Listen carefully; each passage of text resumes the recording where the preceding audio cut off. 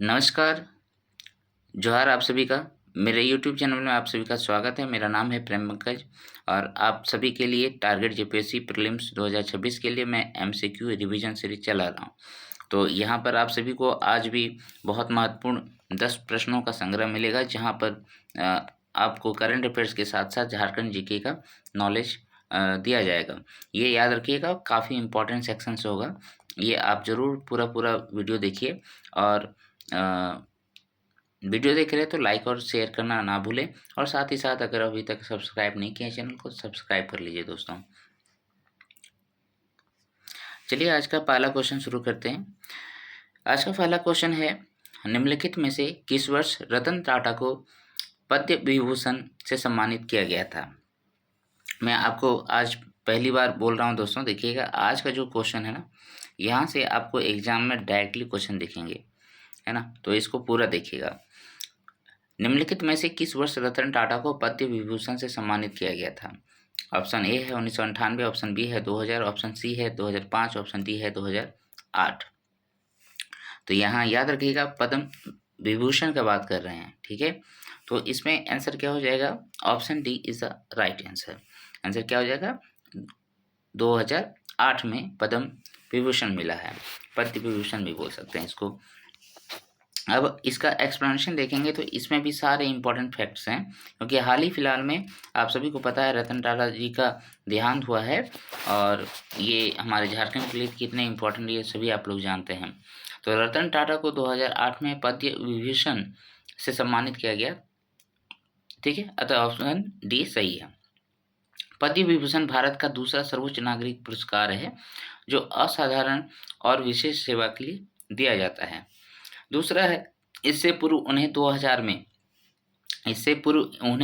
में देखिए ये भी है, ये भी पॉइंट आपको याद ही करना है, ठीक है। इससे पूर्व 2000 में पद्म भूषण से सम्मानित किया गया था। तो रतन टाटा कौन थे?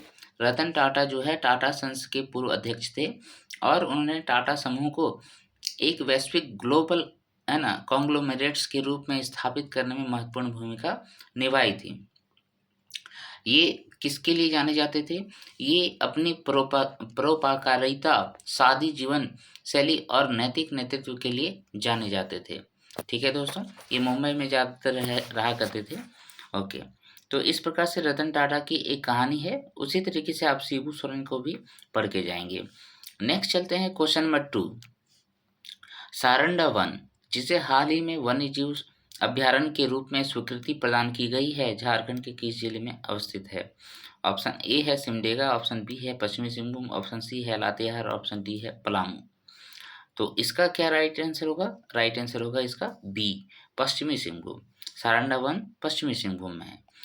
ये काफ़ी इम्पोर्टेंट है, वन्य जीव संरक्षण है ना, वन्य जीवों के लिए बहुत इम्पोर्टेंट है और सुप्रीम कोर्ट के आदेश के बाद ही झारखंड सरकार ने इसको मान्यता दी है।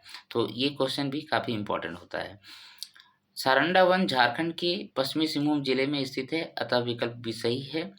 झारखंड मंत्रिमंडल ने सर्वोच्च न्यायालय के निर्देश के अनुपालन पर इस वन को 3014.65 वर्ग किलोमीटर, तो ये डाटा भी आप याद करके जाएंगे, ठीक है।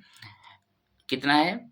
3000 नहीं है, सॉरी, 314.65 किलोमीटर स्क्वायर इसका कुल क्षेत्रफल है सारंडा वन्यजीव अभ्यारण्य का। तो इस वन्यजीव अभ्यारण्य के चारों ओर 1 किलोमीटर का पर्यावरण संवेदनशील क्षेत्र भी घोषित किया गया है, जिसको इको सेंसिटिव जोन कहते हैं ना, ESZ। तो यहाँ पर इस पर्यावरण के जो भी ये मान लीजिए पूरा बड़ा एरिया है ना, उसके 1 किलोमीटर तक के एरिया को हमने ESJ भी घोषित किया गया है, इको सेंसिटिव जोन भी घोषित किया गया है। यानी कि यहाँ पर भी आपको कुछ भी करना है तो आप डायरेक्टली कुछ भी ऐसे नहीं कर सकते हैं, ठीक है। उसमें माइनिंग वगैरह भी आप डायरेक्टली नहीं कर सकते। फिर है, सारंडा का शाब्दिक अर्थ क्या होता है? 700 पहाड़ियों की भूमि होती है। यह भारत के सबसे समृद्ध साल वनों के लिए एक है और हाथियों के लिए भी एक महत्वपूर्ण गलियारा है, ठीक है। साल वनों का समूह यहाँ पर पाया जाता है। उसके बाद हम लोग क्वेश्चन नंबर 3 में चलते हैं। क्वेश्चन नंबर 3 क्या है? झारखंड सरकार ने बजट 2025-26 में झारखंड मुख्यमंत्री मैया सम्मान योजना, ठीक है, के लिए कितनी राशि प्रावधान किया है? ये तो वेरी वेरी इंपॉर्टेंट क्वेश्चन है। ऑप्शन ए है 9,500 करोड़, ऑप्शन बी है 11,250 करोड़, ऑप्शन सी है 13,363.35 करोड़ और ऑप्शन डी है 15,000 करोड़। तो इसका राइट आंसर क्या हो जाएगा? इसका राइट आंसर हो जाएगा 13,363.35 करोड़। ठीक है, और मैया सम्मान योजना कब लाया था, क्यों लाया था, ये आप सभी को पता है। तो यहाँ पर देखिए कि झारखंड के बजट 2025-26 में झारखंड मुख्यमंत्री मैया सम्मान योजना के लिए 13,363.35 करोड़ रुपए की राशि आवंटित की गई है। इस योजना का उद्देश्य क्या है? महिलाओं को वित्तीय सहायता प्रदान करना, महिला सशक्तिकरण को बढ़ावा देना और सामाजिक सुरक्षा को सुदृढ़ करना। ठीक है, तो अतः ऑप्शन सी सही है। ये जस्ट जो आपका 2024 का चुनाव हो रहा था उसके पहले इसकी घोषणा कर दी गई। ठीक है, और एक किस्त वहाँ पर दे भी गया था, लेकिन शुरुआत में जो किस्त दी गई थी वो 1,000 प्रति महिलाओं को दिया गया था। अब ये महिलाओं को यहाँ पर एज निर्धारित था 18 से 50 वर्ष की महिलाएं। पहले तो क्या कहते हैं, और ये देखिए ये सभी वर्ग की महिलाओं को दिया जाता है, ये याद रखिएगा। ठीक है, चलिए नेक्स्ट क्वेश्चन चलते हैं। क्वेश्चन नंबर 4, झारखंड सरकार के बजट 2025-26 के अनुसार वित्तीय वर्ष 2025-26 के लिए राज्य की अर्थव्यवस्था की अनुमानित विकास दर कितना है? ऑप्शन ए है 6.2%, ऑप्शन बी है 6.8%, ऑप्शन सी 8.3%, ऑप्शन डी है 7.5%। तो इसका राइट आंसर कितना हो जाएगा? 7.5%। ठीक है, राज्य की अर्थव्यवस्था की अनुमानित विकास दर 2025-26 के लिए कितना है? 7.5%। देखिए अभी तो झारखंड ने भी अपना बजट पेश कर दिया 26-27 वाला, उसमें आपको ये सब दिखेंगे कि इतना प्राप्त किए नहीं प्राप्त किए। ठीक है, लेकिन हमें अभी तक यहीं तक पढ़ना है क्योंकि क्वेश्चन सेट तो पहले ही हो चुका होगा, क्योंकि एग्ज़ाम आपका मार्च में लेने वाला था, यही ना। तो अब आगे देखते हैं क्वेश्चन नंबर, इसमें एक्सप्लेनेशन देखते हैं कि सरकार ने वित्त वर्ष 2025-26 के लिए राज्य की आर्थिक विकास दर जो है 7.5% रहने का अनुमान लगाया है, अतः विकल्प डी सही है। यह अनुमान सरकार के आर्थिक विस्तार और विकास पर केंद्रीय दृष्टिकोण को दर्शाता है। आर्थिक विकास और विकास पर केंद्रीय दृष्टिकोण जो है उसको दिखाता है। विकास का यह अनुमान 1450 लाख करोड़ रुपए के राज्य बजट में प्रस्तुत किया गया है। तो आपने देखा था, ठीक है, ये इतना था ना, इतना लाख करोड़, यही चीज लिखा है यहाँ पर। ठीक है, बजट इतना था, अभी तो 1,58,560 हो गया है। ओके, नेक्स्ट चलते हैं क्वेश्चन नंबर 5, झारखंड पुनर्स्थापन एवं पुनर्वास नीति 2008 के अनुसार प्रभावित परिवार शब्द का अर्थ क्या है? देखिए ये जो नीति है ना, ये वाला नीति बहुत इंपॉर्टेंट नीति है। 2008 वाला आप ये देख लेते हैं कि झारखंड पुनर्स्थापन एवं पुनर्वास नीति, और जो 2009 में लाया गया था उग्रवादियों के लिए प्रत्यार्पण एवं पुनर्वास नीति, ये दोनों ही आप पढ़ के जाएंगे अच्छे से। ठीक है, इसमें से एक क्वेश्चन, दोनों में से एक एक क्वेश्चन रहेंगे। तो आइए चलते हैं, प्रभावित परिवार को जानते हैं क्या है। ऑप्शन ए है एक परिवार जिसका मुख्य आवास या अन्य संपत्ति किसी परियोजना के लिए भूमि अधिग्रहण या किसी भी कारण से अनैच्छिक विस्थापन के कारण प्रतिकूल रूप से प्रभावित होती है। ऑप्शन बी है भूमि अधिग्रहण या विस्थापन से प्रभावित कोई भी कृषि या गैर कृषि मजदूर, भूमिहीन व्यक्ति, ग्रामीण कारीगर, लघु व्यापारी या स्वरोजगार प्राप्त व्यक्ति। तो सी है इन दोनों, ए और बी, और डी है केवल सरकारी योजनाओं के कारण विस्थापित हुए भूमि धारक परिवार। तो इसका जो राइट आंसर क्या होगा? ये हो जाएगा सी, कि दोनों ए और बी दोनों ही कथन सही है। तो आइए चलते हैं इसके बारे में थोड़ा जानते हैं। देखिए दोस्तों, जो हमारा पुनर्वास एवं पुनर्स्थापन नीति 2008 है, उसके तहत प्रभावित परिवारों को इस तरीके से प्रभावित किया है। पहला है संपत्ति आधारित प्रभाव। एक ऐसा परिवार जिसका मुख्य आवास या कोई अन्य संपत्ति किसी परियोजना के लिए भूमि अधिग्रहण या किसी भी कारण से अनैच्छिक विस्थापन की वजह से प्रतिकूल रूप से प्रभावित होती है, तो उसको हम लोग प्रभावित परिवार कहते हैं। दूसरा है आजीविका आधारित। ओके, इसमें क्या है, अगर आप गैर भूमि धारक और कमजोर वर्ग भी शामिल हैं, जैसे कि कृषि और गैर कृषि मजदूर, ओके।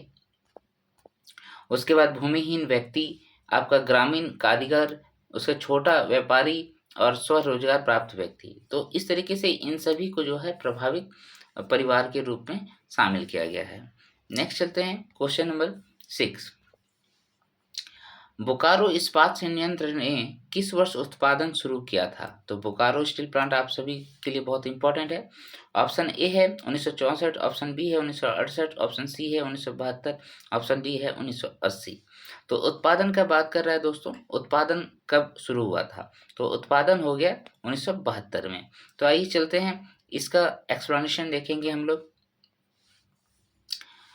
सबसे पहले यहाँ बात करते हैं कि इसकी स्थापना कब हुई थी। तो स्थापना जो है 1964 में हुआ था, और अभी जो है इसको संचालित कौन कर रहा है, सेल कर रहा है steel authority of India limited, जो कि भारत सरकार की एक कंपनी है, ओके। और इसकी स्थापना किसके सहयोग से हुई थी? तो याद रखिएगा सोवियत संघ यानी कि रसिया की सहायता से हुआ था। नेक्स्ट अगर हम लोग देखते हैं कि हालांकि इस संयंत्र की स्थापना 1964 में हुई थी, लेकिन 1972 में इसका उत्पादन शुरू हुआ था, राइट। इस संयंत्र की उत्पादन क्षमता लगभग 32 लाख टन है। कितना है? 32 लाख टन। और भंडारण क्षमता कितना है? 40 लाख टन है दोस्तों। आगे देखते हैं कि इसमें देखिए इसका यहाँ पर बनाने का कुछ रीजन होगा ना, उसका भौगोलिक स्थिति देखिए बहुत सुंदर था। यहाँ तेनू घाट और गरगा बांधों के लिए इनकी रणनीतिक स्थिति, दामोदर घाटी विद्युत परियोजना से सस्ती बिजली मिल जाती है, राइट। उसके बाद जबकि कोलकाता और दिल्ली राजमार्ग यहाँ से होकर गुजरती है इसके माध्यम से, तो इसको परिवहन के लिए बहुत अच्छा कनेक्टिविटी भी मिल जाती है, समझ गए ना। तो कच्चे माल और तैयार उत्पादों की सुगम आवाजाही संभव होता है। उसके बाद साथ ही साथ आप याद रखिएगा इसमें कि मिनरल कहाँ कहाँ से मिलता है उसको, ठीक है। आयरन ओर कहाँ से मिलता है, डोलामाइट कहाँ से मिलता है, चूना पत्थर कहाँ से मिलता है, राइट। ये सब आप पढ़ लीजिएगा। नेक्स्ट चलते हैं क्वेश्चन नंबर 7। आंधी बापला, दीकू आंधी, ओपोरतिपी और राजी खुशी विवाह किस जनजाति में प्रचलित है? ऑप्शन ए है मुंडा, ऑप्शन बी है संथाल, ऑप्शन सी है उरांव और ऑप्शन डी है हो। तो आंधी बापला, दीकू आंधी, ओपोरतिपी, राजी खुशी, ये आंसर हो जाएगा आपका ऑप्शन डी, हो जनजाति का विवाह है, ठीक है। तो आइए इसका एक्सप्लेनेशन देखते हैं। इसमें क्या है कि हो जनजाति आपका झारखंड के प्रमुख जनजाति समुदायों में से एक है। और ये इसमें जो समाज है दोस्तों वो कैसा है? पितृसत्तात्मक समाज है, पैतृक परिवार प्रणाली पालन करती है। यह समाज अनेक गोत्रों में विभाजित होती है। जैसे आप यहाँ पर देखेंगे तो बोदरा है, आपने लोको बोदरा का नाम सुना होगा, बिरवा है, पिंगुआ है, पाई है, बालमुचू, बागे, बड़ाई। तो ये सब उनका क्या है, आप आएंगे तो इधर आप उनको उनका टाइटल देखने को मिलता है, ठीक है। आज के भाषा में टाइटल। तो इनकी समाज में 5 प्रकार के विवाह प्रचलित है। सॉरी। एक हो गया आंधी बापला, दूसरा हो गया दीकू आंधी, तीसरा हो गया अपुरतिपी और पांचवा हो गया राजी खुशी। तो ये सभी हो जनजाति में है। तो यहाँ पर आप देखेंगे आंधी बापला जो होता है ये क्या होता है, ये सिंपल होता है, इसमें वधू मूल्य हम लोग देते हैं, ठीक है, और शादी होता है। तो वधू मूल्य कौन देता है? वधू मूल्य जो है वर पक्ष वधु पक्ष को देता है, राइट। तो उसको हम लोग यहाँ पर क्या कहते हैं? गोनंग कहते हैं या फिर पौन कहते हैं। जो वधू मूल्य है उसको गोनंग या पौन कहते हैं। ये हो जनजाति का, याद रखिएगा, हो जनजाति में हम बात कर रहे हैं।